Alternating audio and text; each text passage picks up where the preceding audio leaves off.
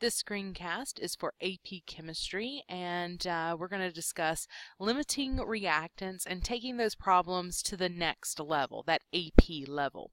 So with limiting reactants, they could also be called limiting reagents, reagent, reactant, potato, potato.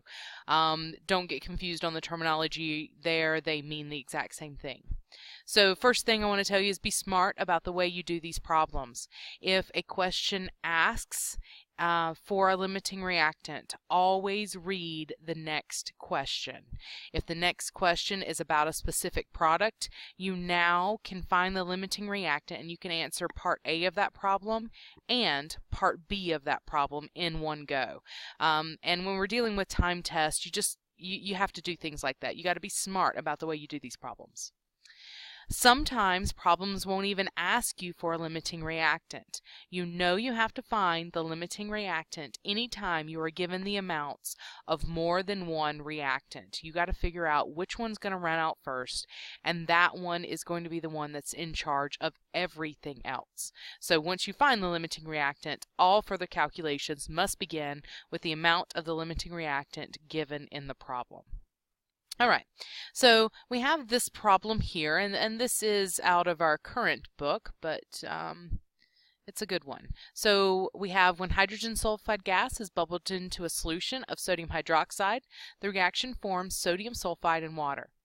How many grams of sodium sulfide are formed if 1.25 grams of hydrogen sulfide is bubbled into a solution containing 2 grams of sodium hydroxide, assuming that the sodium sulfide is made in 92% yield. So the first thing we want to do is write an equation. So if you're watching this in AP Chemistry, go ahead and pause this screencast, try and write the correct equation, and then you can restart it.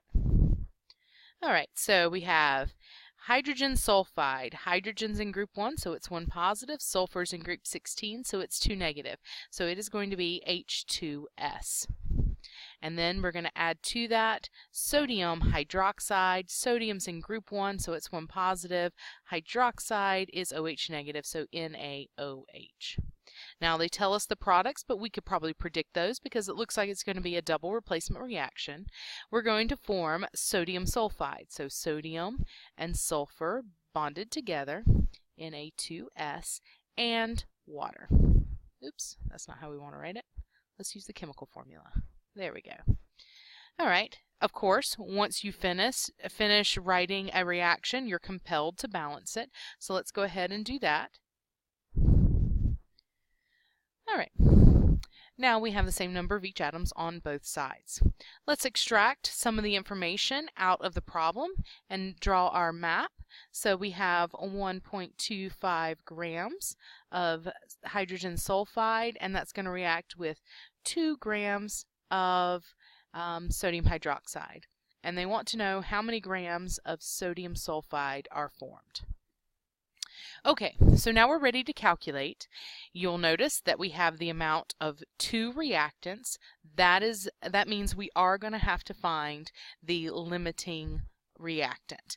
So we're going to start, and I'm going to take the 1.25 grams of hydrogen sulfide, and we're going to go to sodium sulfide.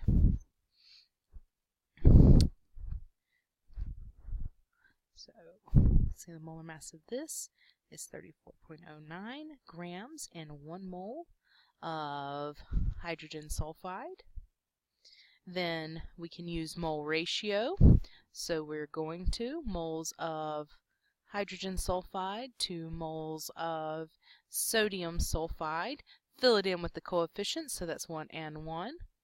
And then we're going to take that back out to grams, and in 1 mole of sodium sulfide we have 78.05 grams.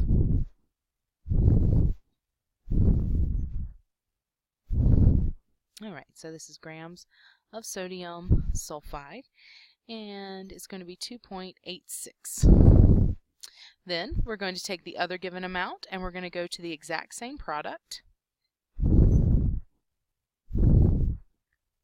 We can't use mole ratio, so we're going to need to use molar mass. The molar mass of sodium hydroxide is easy to remember. but you can always calculate it. Then we're going to use mole ratio.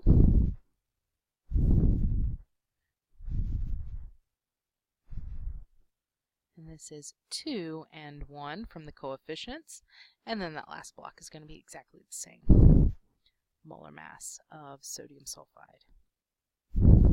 And with that one, I get 1.95 grams of sodium sulfide. Okay, and if this were just a regular limiting reactant problem, we would then, the reactant that is going to produce the least amount of product is our limiting reactant, and that smaller amount of product is the amount of product produced. So we would choose this one, and we would see that our limiting reactant came from NaOH. So you want to write down Lr equals NaOH, or you can go somewhere back up here and do that. This is your Lr, all right, your limiting reactant. Now, this would be fine on a honors chem level, but we're combining this with now percent yield. This does not answer the question. This amount right here, the amount of product produced, is a result of stoichiometry. So we know that this is how much would be produced in a perfect world. And we do not live in a perfect world. In the world that this problem lives in, we know that we get about 92% of what we should. So in order to go to actually answer the question, we would need to take our 1.95 grams, because that's our theoretical yield. That's what we would get with 100% yield, and take 92% of it. So multiply by 0.92, and that's going to give us 1.79 grams of sodium sulfide actually produced. This is a very realistic problem. There we go. So now you can see it.